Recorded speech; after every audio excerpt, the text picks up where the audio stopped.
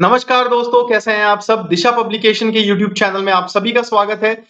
History और art and culture के questions आज हम इस वीडियो में सॉल्व करेंगे। Question number 1, consider the following statements. Charter act of 1833 separated the legislative and executive function of the governor generals council. दोस्तों, historical background का ये जो चैप्टर है बहुत ज्यादा इंपॉर्टेंट है और जितने भी चार्टर एक्ट्स हैं आपको पढ़ने पड़ेंगे। ठीक है, 1833 का चार्टर एक्ट, क्या उसने गवर्नर जनरल के लेजिस्लेटिव और एग्जीक्यूटिव फंक्शन को अलग अलग किया था? गलत है। ठीक है, 1853 के एक्ट ने किया था, 33 के एक्ट ने नहीं। First statement is totally wrong here. To rectify the defects of regulating act 1773 the British parliament passed Pitt's India act 1784। ये स्टेटमेंट भी यहां पे गलत है। क्यों गलत है? क्योंकि 1773 के रेगुलेटिंग एक्ट के डिफेक्ट्स को रेक्टिफाई करने के लिए एक दूसरा एक्ट आया था जिसे 1781 का एक्ट ऑफ सेटलमेंट कहते हैं। दोनों स्टेटमेंट्स यहां पे गलत है और क्योंकि आपसे यहां पे इनकरेक्ट पूछा गया है तो सही जवाब होगा सी। काफी स्टूडेंट्स मिस्टेक करते हैं और आंसर डी पे टिक करके आते हैं। अगर आपसे करेक्ट पूछा होता ना तो आंसर डी होता, इनकरेक्ट पूछा है, आंसर सी होगा। ठीक है, दोनों स्टेटमेंट्स यहां पे गलत हैं, सही जवाब होगा इसका C. To rectify the defects of regulating act 1773 the British parliament passed the act of settlement 1781। चलिए question number 2, who took over the Eka movement. दोस्तों, हिस्ट्री में जब आप मॉडर्न हिस्ट्री पढ़ोगे तो बहुत सारे आपको मूवमेंट्स दिखाई देंगे। उन मूवमेंट्स का ही नतीजा है कि आज हम आजाद हैं। तो उन मूवमेंट्स के बारे में यूपीएससी भी बहुत सारे क्वेश्चंस पूछता है। तो 1921-22 में एका मूवमेंट शुरू हुआ था। ये एक पीजेंट मूवमेंट था। लखनऊ, हरदोई आसपास के एरिया में ये स्प्रेड हुआ था। तो आपको बताना है कि अवध में कांग्रेस ने जो एका मूवमेंट शुरू किया था उसे टुक ओवर किसने किया? ठीक है, भगवान अहिर, मदारी पासी, बाबा रामचंद्र, शाह नईम अता। सही जवाब होगा इसका बी, दैट इज मदारी पासी। तो मैं आपको रेकमेंड यही करूंगा कि एका मूवमेंट के बारे में एक बार जरूर पढ़िएगा, मदारी पासी के बारे में एक बार जरूर पढ़िएगा और थोड़ी नॉलेज जरूर लीजिएगा। देखिए, वीडियोस में मैं क्वेश्चंस कराऊंगा तो जाहिर सी बात है डीप डिटेल में अगर हम हर क्वेश्चन के बाद जाएंगे ना तो टाइम नहीं रहेगा, इसीलिए मैं आपको बताता जाऊंगा कि आपको क्या एक्स्ट्रा पढ़ना है। ठीक है, चलिए question number 3, consider the following statements regarding the Indian freedom struggle. Okay, first CR formula. आई गेस आप सभी ने सीआर फॉर्मूला पढ़ा होगा। CR formula tacitly accepted the Muslim League's demand for Pakistan. तो दोस्तों, अगर आप सीआर फॉर्मूला पढ़ोगे और उसके रिकमेंडेशंस को देखोगे तो आपको क्लियर दिखेगा कि सीआर फॉर्मूला ने मुस्लिम लीग की जो पाकिस्तान बनाने की डिमांड थी उसको टैसिटली, यानी कि डायरेक्टली नहीं भले ही इनडायरेक्टली ही सही, एक्सेप्ट कर लिया था। तो पहला स्टेटमेंट यहां पे सही है। The cabinet mission recommended for a divided India with Pakistan as a separate nation। Cabinet mission आपको याद होगा, कैबिनेट मिशन आया था। तो कैबिनेट मिशन ने हमेशा ये चाहा कि इंडिया डिवाइड ना हो।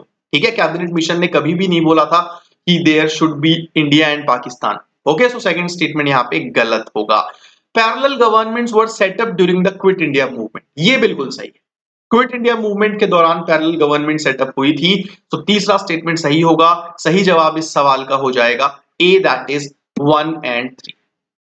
ठीक है, चलिए अब आगे चलते हैं अगले सवाल की तरफ। Question number 4, consider the following statements regarding Montagu Chelmsford reforms. ठीक है, मॉन्टेग्यू चैम्सफोर्ड रिफॉर्म्स जिसे 1919 का गवर्नमेंट ऑफ इंडिया एक्ट भी कहा जाता है। पहला statement, by cameralism for the first time was introduced by this act. आज हम राज्यसभा लोकसभा दो हाउसेस देखते हैं जिसे हम बाई कैमरलिज्म कहते हैं। तो पहली बार बाई कैमरलिज्म इसी एक्ट ने इंट्रोड्यूस किया था। ये बिल्कुल सही है।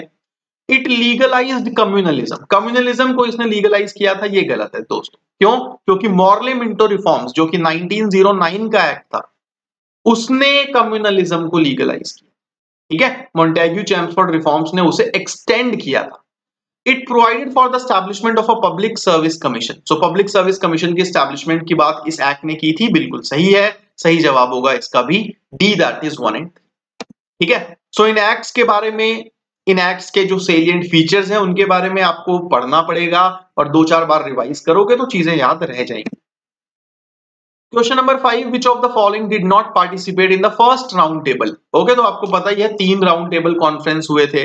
अब किसमें किसने पार्टिसिपेट किया था नहीं किया था ये भी एक क्वेश्चन बन जाता है। ठीक है। सो इंडियन नेशनल कांग्रेस, मुस्लिम लीग, हिंदू महासभा, फिक्की। तो दोस्तों कांग्रेस ने तो पार्टिसिपेट नहीं किया था, और साथ ही साथ जो बिजनेस लीडर्स हैं यानी कि जो फिक्की के लीडर्स हैं उन्होंने भी पार्टिसिपेट नहीं किया था। मुस्लिम लीग ने पार्टिसिपेट किया था, हिंदू महासभा ने पार्टिसिपेट किया था। आपसे पूछा जा रहा है किसने पार्टिसिपेट नहीं किया था। सो करेक्ट आंसर होगा 1 and 4, दैट इज ए। ठीक है, चलिए question number 6, consider the following statements regarding the difference in Mohiniyattam from Kathakali. So Mohiniyattam और कथकली दोनों क्लासिकल डांस फॉर्म्स हैं और दोनों के अलग अलग फीचर्स हैं, कैरेक्टरिस्टिक्स हैं, तो उनके डिफरेंस बिटवीन आपसे दो स्टेटमेंट्स पूछे गए हैं। The characters in a Kathakali performance are divided into Satvika, Rajasika and Tamasika types unlike in Mohiniyattam. बिल्कुल सही बात है, बिल्कुल करेक्ट स्टेटमेंट है ये, तो पहला स्टेटमेंट तो सही होगा। The body movement is abrupt and involves sudden jerks in Mohiniyattam unlike Kathakali. तो दोस्तों सेकंड स्टेटमेंट गलत है। अगर आप मोहिनीअट्टम देखोगे ना तो मोहिनीअट्टम, जैसा कि आप इस पिक में देख सकते हो, इस पिक्चर में देख सकते हो, मोहिनीअट्टम में इस डांस में जो बॉडी मूवमेंट होती है वो एकदम ग्रेसफुली और एकदम मतलब प्रॉपरली होती है, कोई सडनली जर्क या फिर अब्रप्ट जर्क नहीं होते। ठीक है, तो सेकंड स्टेटमेंट यहां पे गलत होगा और पहला स्टेटमेंट सही है। Question number 7. Consider the following pairs of art forms and where they are practiced in. Garodas, Gujarat, Ojapali, Himachal Pradesh, करीगीला, Assam. तो दोस्तों ये जो आर्ट फॉर्म्स हैं ये अलग अलग जगह में प्रैक्टिस किए जाते हैं, अलग अलग जगह के ये स्टाइल्स हैं, तो ये आपसे हमेशा यूपीएससी मैच द फॉलोइंग के रूप में पूछेगा। गरोडास गुजरात बिल्कुल सही है, लेकिन ओजापली असम का है और करीगीला ये हिमाचल का है। तो सेकंड और थर्ड यहाँ पे उल्टे पुल्टे हैं, पहला करेक्ट है, सही जवाब होगा आपका सी।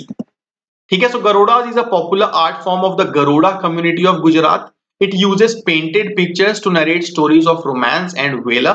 ओजापाली जो है वो एक थिएटर फॉर्म है असम का। ठीक है, और साथ ही साथ Kariyala, it is one of the most interesting and popular folk drama form of Himachal Pradesh. Photos में आप तीनों फॉर्म्स की झलक देख सकते हैं। ठीक है, चलिए question number 8, consider the following regarding covered art form.